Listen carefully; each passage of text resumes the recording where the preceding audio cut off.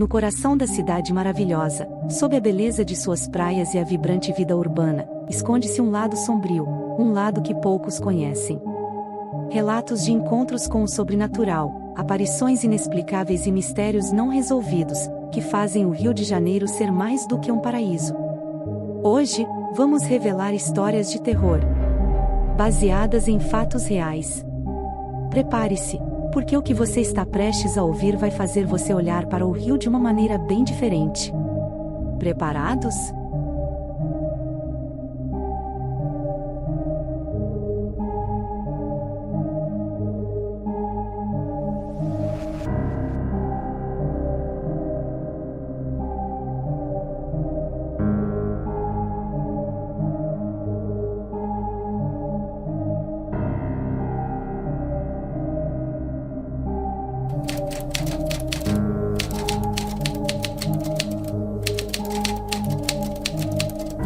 Meu nome é Felipe, tenho 42 anos e sou engenheiro civil, nascido e criado no Rio de Janeiro. Sempre fui um homem prático, pés no chão, do tipo que só acredita no que pode ver e tocar. Mas há alguns anos, em 2015, vivi uma experiência sobrenatural, que me fez repensar tudo o que eu sabia sobre o mundo. Nunca fui de acreditar em assombrações, espíritos ou qualquer coisa desse tipo, mas o que aconteceu em uma viagem a Petrópolis, na região serrana do Rio, me fez questionar tudo. Tudo começou quando eu e minha esposa, Clara, decidimos passar um fim de semana na serra. Queríamos fugir um pouco da correria do Rio e aproveitar o clima mais fresco da montanha. Escolhemos Petrópolis por ser uma cidade tranquila, cheia de história e com um ar colonial que sempre nos atraiu. Reservamos uma casa antiga, que ficava um pouco afastada do centro, em uma área rodeada de árvores e muita natureza. A casa pertencia a um casal de idosos, que alugava para turistas.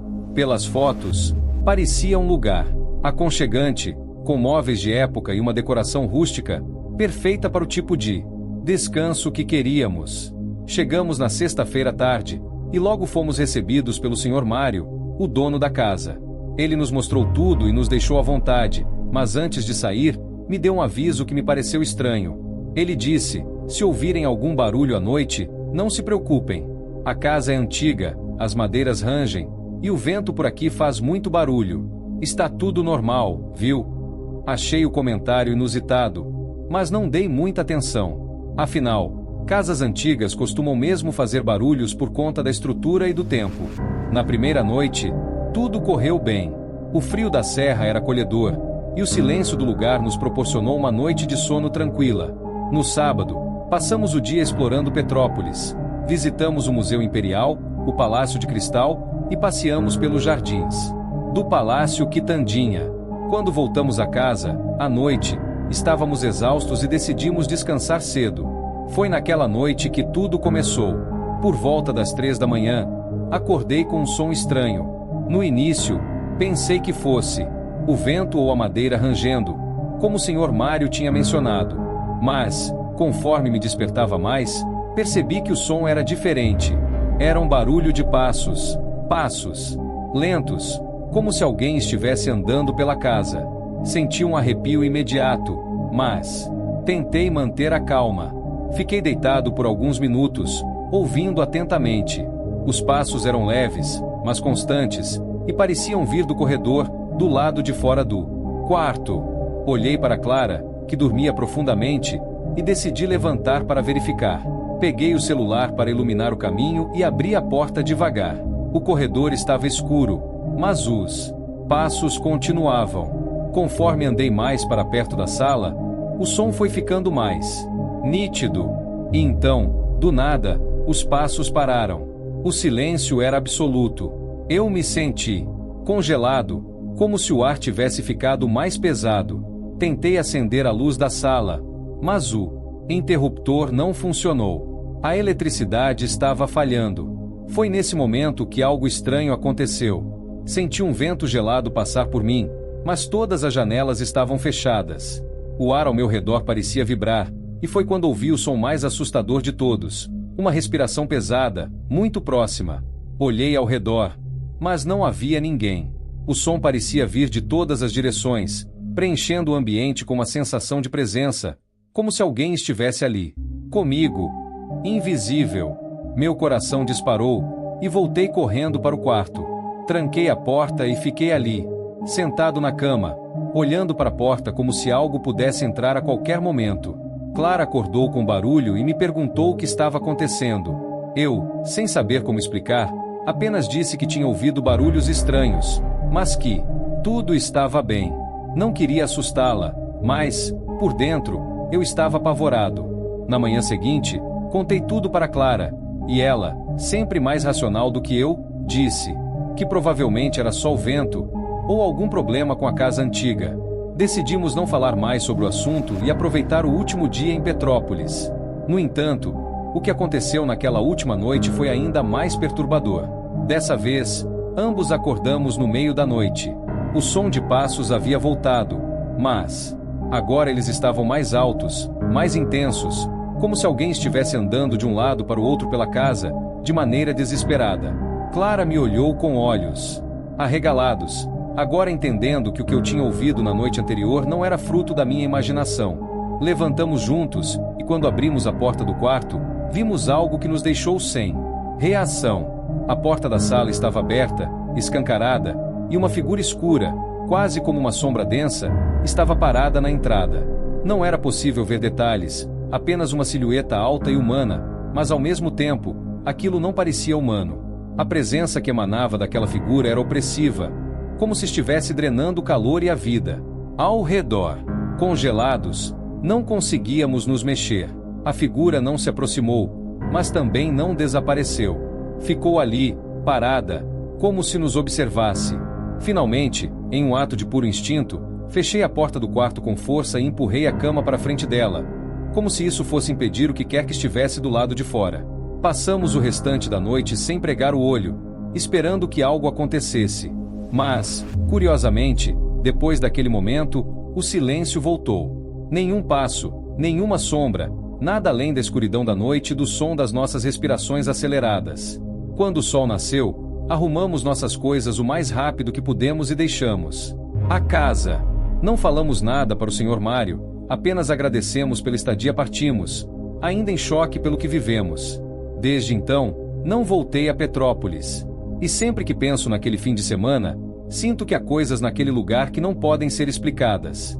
A casa parecia viva, como se guardasse segredos antigos, muito além do nosso entendimento.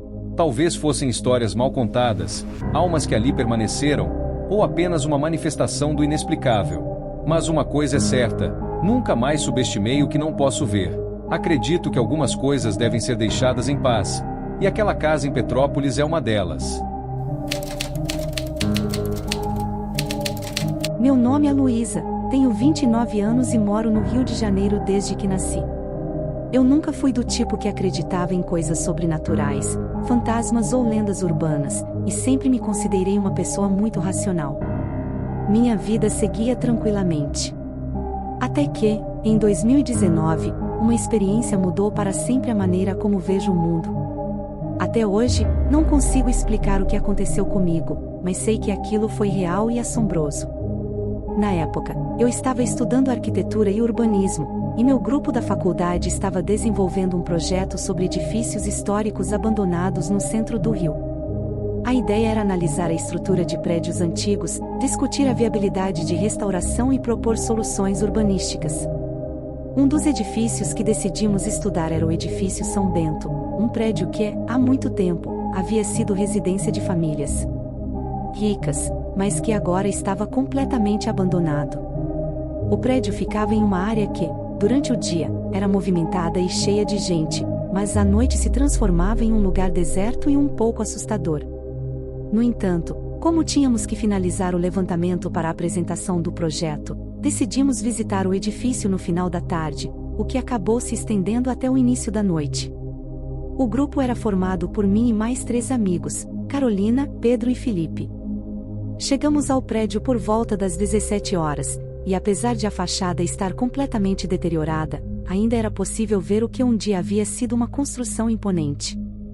O portão estava enferrujado, as janelas todas quebradas, e o interior do edifício era escuro, com o cheiro de mofo impregnando o ar. Exploramos o primeiro andar sem grandes problemas. Tiramos fotos, anotamos as condições estruturais, mas à medida que subíamos os andares, o ambiente ficava cada vez mais opressor. O segundo andar estava em ruínas, com pedaços do teto caindo e o chão coberto de destroços. Mas o que começou a nos incomodar de verdade foi o silêncio. Um silêncio denso e estranho, que se instalou de repente. Não havia o som de carros ao longe, nem de pássaros, nem mesmo o eco de nossas vozes parecia ser normal. Era como se estivéssemos isolados do mundo. No terceiro andar, Felipe comentou que estava se sentindo mal, como se o ar estivesse ficando pesado demais para respirar. Carolina, que sempre foi a mais cética de nós, riu e disse que ele estava sendo impressionável. No entanto, mesmo eu, que não sou de acreditar em histórias de terror, estava começando a me sentir desconfortável. Havia uma sensação estranha, como se algo estivesse observando a gente. Foi então que decidimos ir ao último andar, o quarto. A escada que levava até lá era estreita e mal iluminada. Quando chegamos ao corredor, o ambiente estava absurdamente escuro.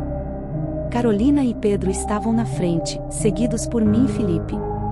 Decidimos explorar um dos apartamentos daquele andar.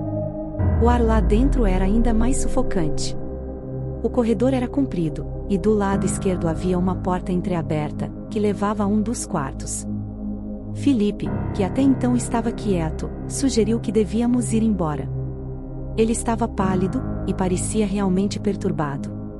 Eu concordei, porque algo naquela atmosfera me dizia que não deveríamos continuar. Mas Carolina e Pedro, sempre curiosos, resolveram abrir a porta daquele quarto e entrar. Assim que eles entraram, tudo mudou. O ambiente, que já estava pesado, pareceu ficar mais denso. As luzes das lanternas começaram a piscar, e foi aí que ouvimos um som, como um sussurro distante, mas não havia ninguém ali além de nós. Era baixo, quase como um gemido, mas carregado de uma angústia que gelou minha espinha. Eu pensei em sair correndo, mas antes que pudesse tomar uma decisão, algo ainda mais estranho aconteceu. O quarto, que estava escuro e vazio, de repente pareceu se transformar. As sombras nas paredes começaram a se mover, como se tivessem vida própria. E então, no canto mais distante, uma figura apareceu. Era uma mulher. Ou pelo menos parecia ser. Estava de pé, vestida com um vestido antigo, mas seu rosto, não havia um rosto. Era uma sombra de forma humana, mas não tinha olhos, boca, nada. Só aquela silhueta escura. Carolina deu um grito, e todos nós congelamos. A figura não se mexia, mas estava lá. Presente, como se nos observasse. O pavor tomou conta de mim de um jeito que nunca senti antes. Eu sabia que o que estava diante de nós não era algo deste mundo. Tentamos sair correndo, mas parecia que nossos corpos estavam pesados, como se algo nos impedisse de nos movermos com facilidade. Pedro foi o primeiro a correr, seguido por Carolina, que mal conseguia respirar de tanto medo. Eu e Felipe ficamos para trás. Por alguns segundos, ainda tentando entender o que estávamos vendo. A figura não se moveu, mas a sensação de que ela estava nos seguindo foi assustadora. Corremos o mais rápido que pudemos, descendo as escadas quase tropeçando nos próprios pés. Não olhei para trás nem por um segundo, com medo do que poderia ver. Quando finalmente saímos do prédio, o ar parecia diferente. Respirar voltou a ser fácil. E a sensação de terror começou a diminuir. Ficamos em silêncio por alguns minutos, tentando processar o que havia acabado de acontecer. Ninguém falava nada, mas o medo estava estampado nos olhos de todos. Depois daquela noite, nunca mais voltei ao edifício São Bento. O que vivemos ali foi real, e até hoje me pergunto o que era aquela figura.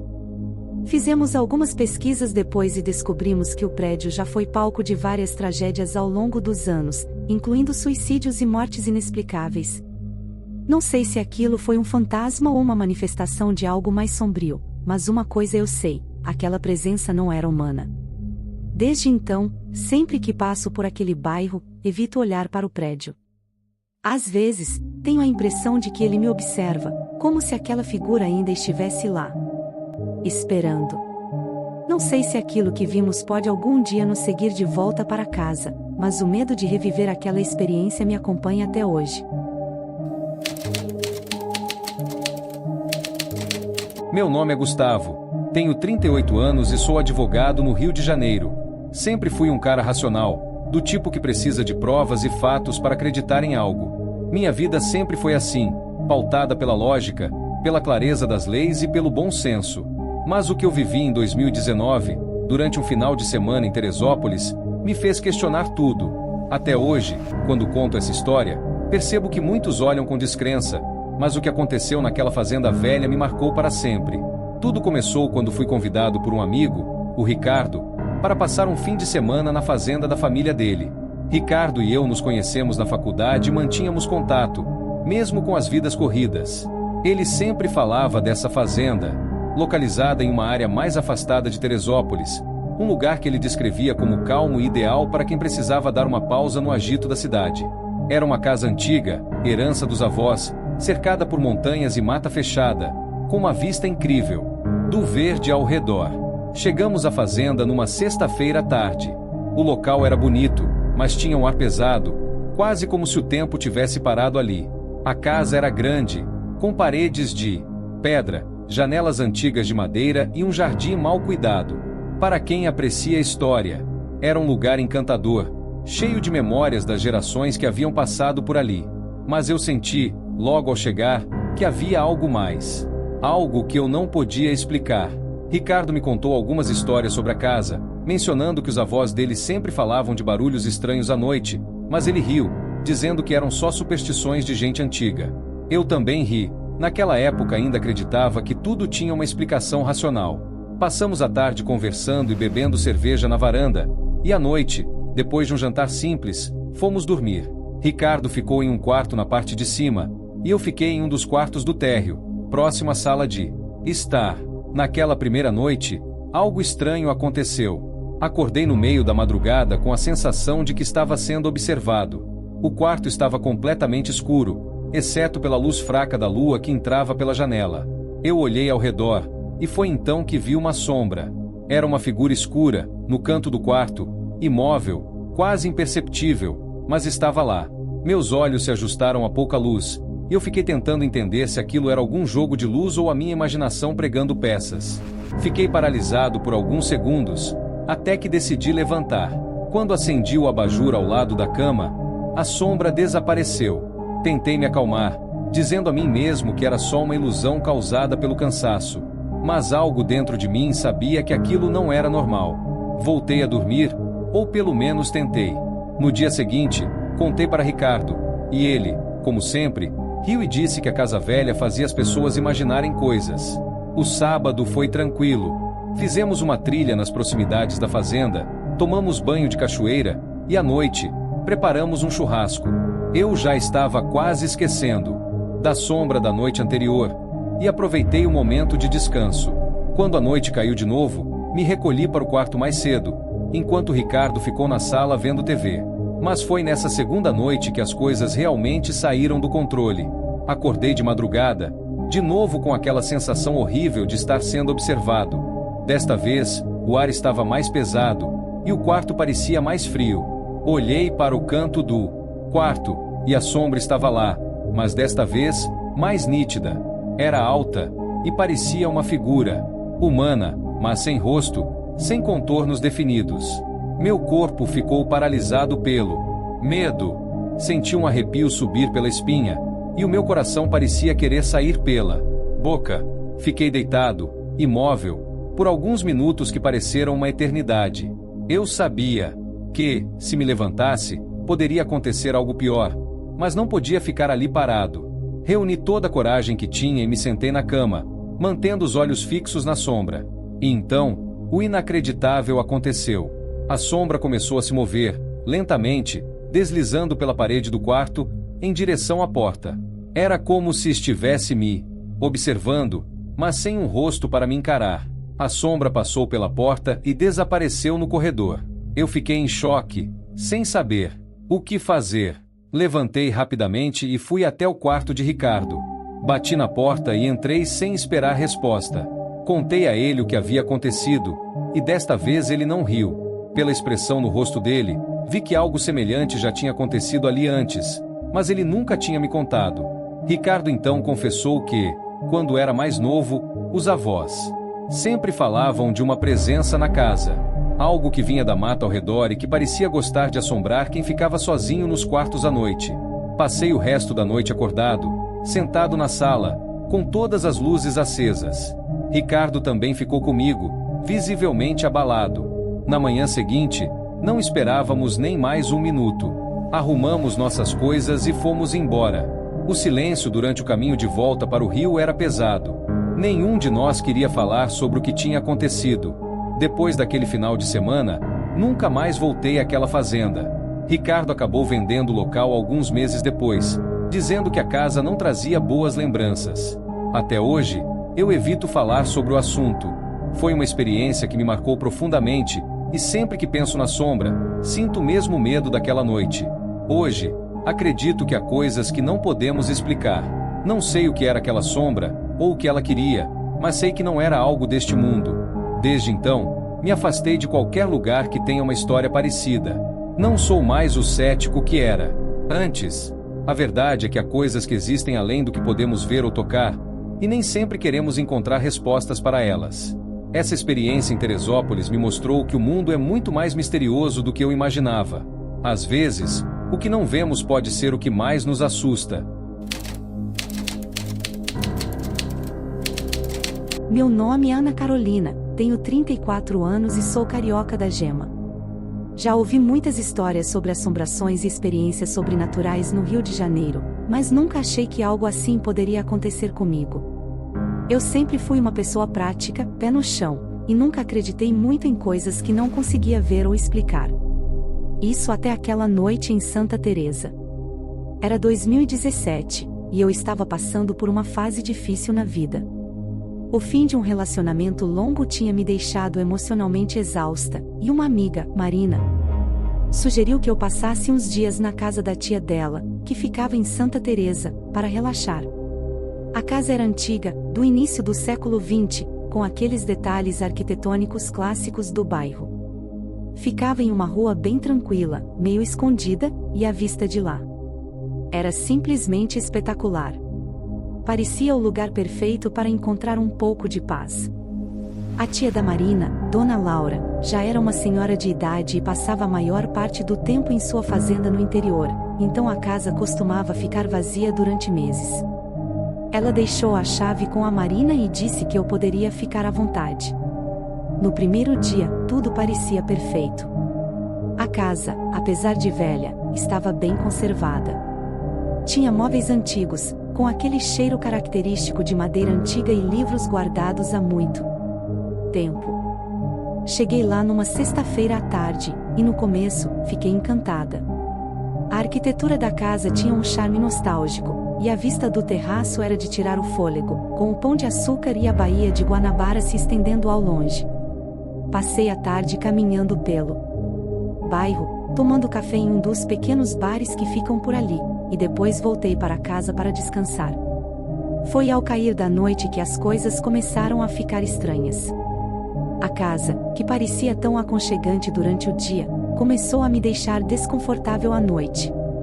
A primeira coisa que percebi foi o silêncio absoluto. Um silêncio que parecia ser ainda mais forte do que o normal. Não ouvia o barulho da rua, nem o som de pássaros ou mesmo o vento. Era como se algo tivesse apagado todos os sons do mundo lá dentro. Mas ainda assim, achei que era só a minha mente, talvez eu estivesse cansada demais. Fui para o quarto que a Marina tinha preparado para mim, um cômodo no andar de cima, com uma cama antiga de madeira e uma janela grande que dava para o jardim. Deitei na cama, e quando estava quase pegando no sono, ouvi um barulho. Algo como passos leves, vindos do corredor.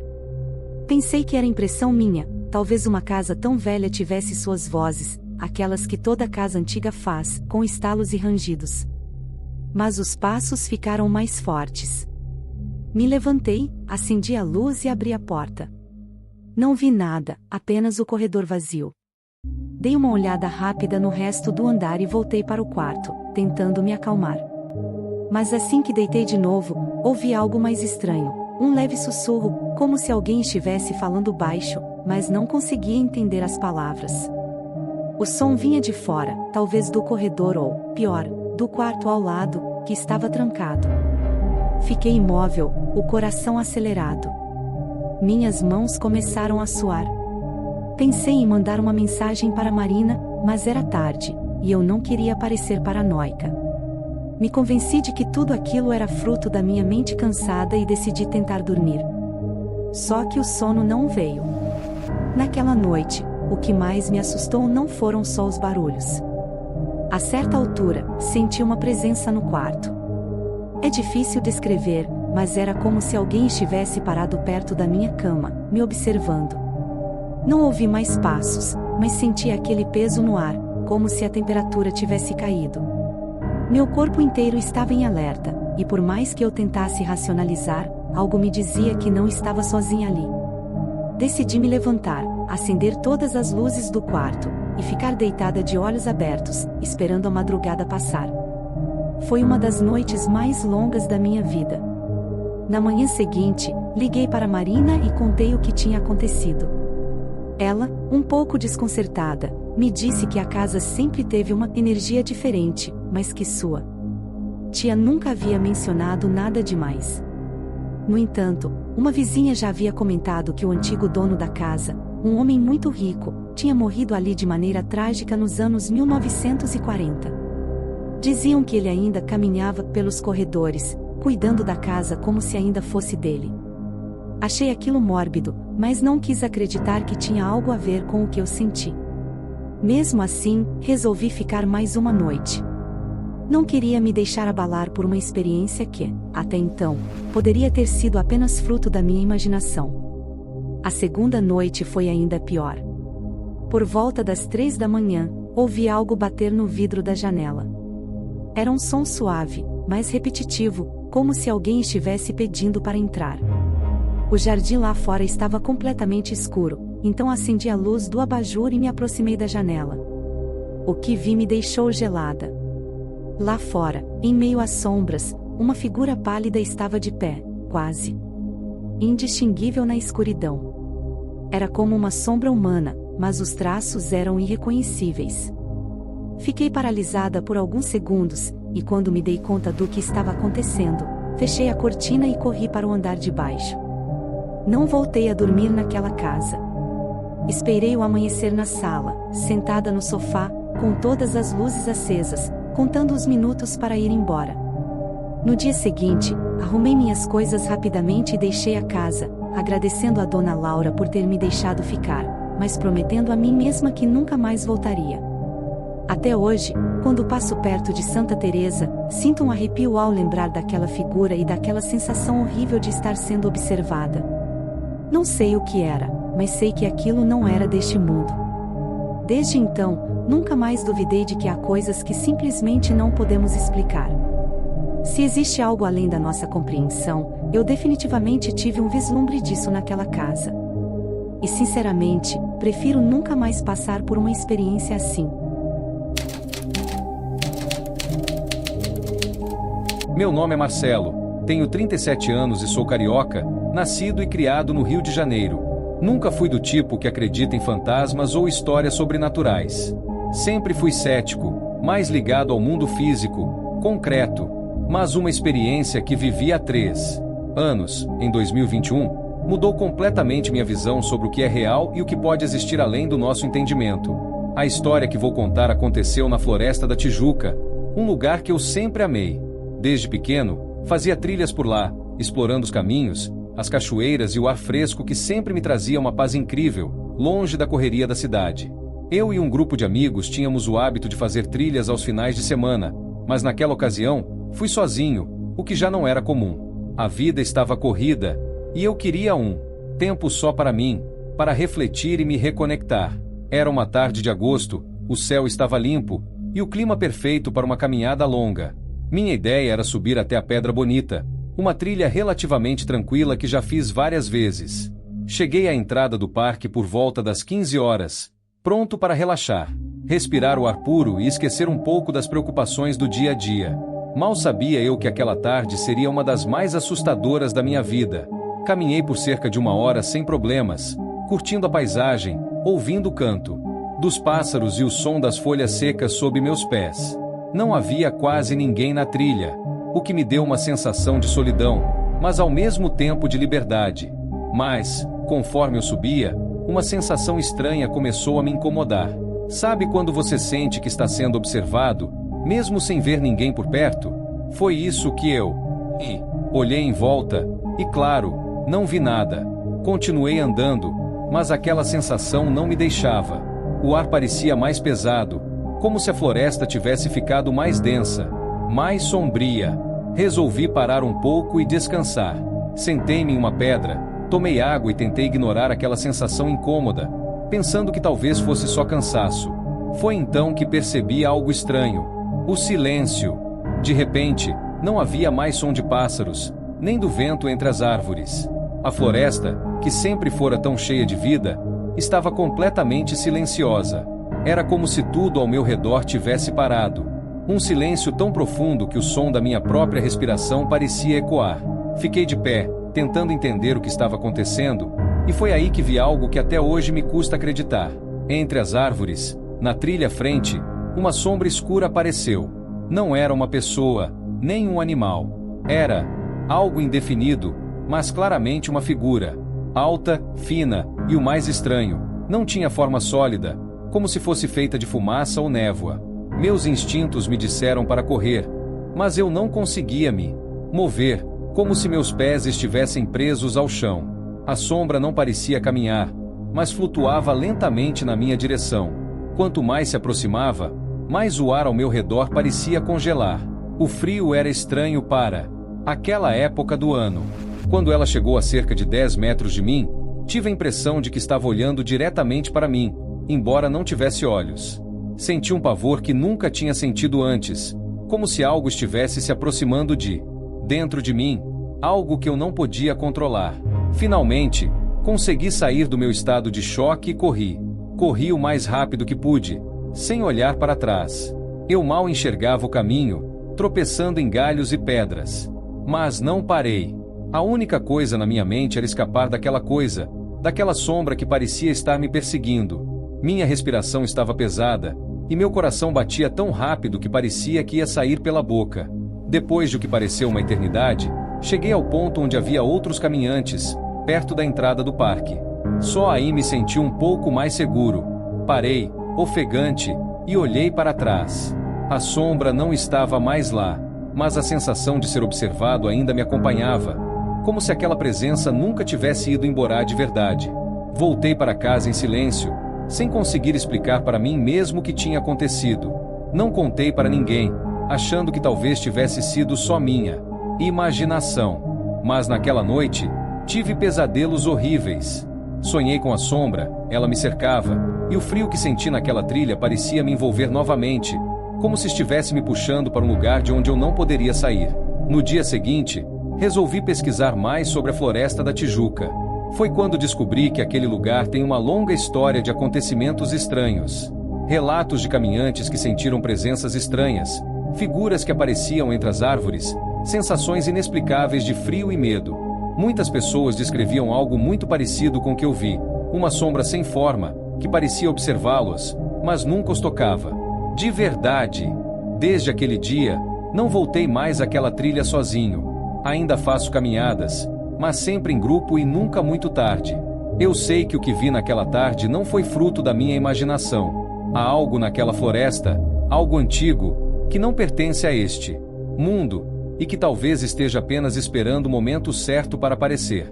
Hoje, quando olho para trás, ainda sinto o mesmo arrepio que senti naquele dia. E se eu puder dar um conselho a quem gosta de trilhas, é este: respeite a natureza e nunca subestime o que pode estar escondido nas sombras. Porque, às vezes, o que está lá fora não é apenas parte da floresta, é algo muito mais sombrio e inexplicável. O que você ouviu hoje não é apenas uma história. É um aviso. Se você se assustou, curta, comente e compartilhe com quem você sabe que também tem coragem de enfrentar o desconhecido. E lembre-se, vídeos novos, todos os dias, às 18h30, esperando por você, com mais histórias aterradoras e fatos reais que vão te deixar sem sono. Ajude-nos a atingir nossa meta de 500 seguidores. O mistério só vai crescer com a sua ajuda. Nos vemos no próximo vídeo, se você tiver coragem para assistir.